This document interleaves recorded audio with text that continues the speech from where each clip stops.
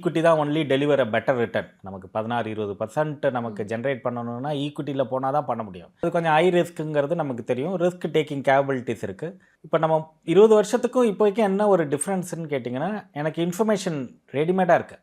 இன்றைக்கி காலையில் we are just doing some ஒரு ட்ராக்கர் மாதிரி ஒன்று பண்ணினோம். ஃப்ராக்ஷன் ஆஃப் செகண்ட்ஸில், அதாவது ஒரு ஒரு ஒரு 30 செகண்டில் நமக்கு 1 மந்த் சேஞ்ச் என்ன, 2 மந்த்ஸ் சேஞ்ச் என்ன, 3 மந்த்ஸ் சேஞ்ச் என்ன, அதோட ஃபினான்ஷியல்ஸ் எப்படி இருக்குது, compare with other pier group எப்படி இருக்குது, இண்டஸ்ட்ரி செக்டர்ஸ் எப்படி இருக்குது, அது வந்து ஃபோர்காஸ்ட் எப்படி வருங்கிறதெல்லாம் நமக்கு ஒரு 30-40 செகண்டில் அந்த கம்பெனியை பற்றி ஃபுல் டீட்டெயில்ஸ் வந்துருச்சு. ஸோ அதனால் நம்மளுடைய டிசிஷன் வந்து கொஞ்சம் கூட ஃபார் மோர் பெட்டராக இருக்கும். நம்ம தப்பு பண்ணுறதுக்கு வாய்ப்புகள் கம்மியாக இருக்குது.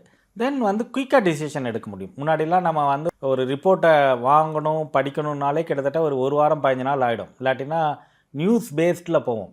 இப்போ அப்படி கிடையாது. Data is an hand. நீங்கள் கிளிக் ஆஃப் த பட்டன். அதுவும் இந்த ஆர்டிஃபிஷியல் இன்டெலிஜென்ஸ்லாம் வந்ததுக்கப்புறம் என்ன சொல்கிறது, amazing. Anything you can do it in very much, என்ன சொல்கிறது, வெரி வெரி லிமிட்டட் டயத்தில் நீங்கள் பண்ணிக்க முடியும். உங்களுக்கு அதை இன்ஃபரன்ஸ் பண்ண தெரிஞ்சால் மாத்திரம் போதும். நமக்கு வந்து எல்லா டேட்டாவும் என்ன கேட்கணும்னு நமக்கு தெரியணும். அதை வந்த டேட்டாவை எப்படி இன்ஃபர் பண்ணுறதுன்னு தெரியணும். இது ரெண்டும் தெரிஞ்சிருச்சுனாலே இன்ஃபர்மேஷன்ஸ் அவைலபிளாக இருக்குது.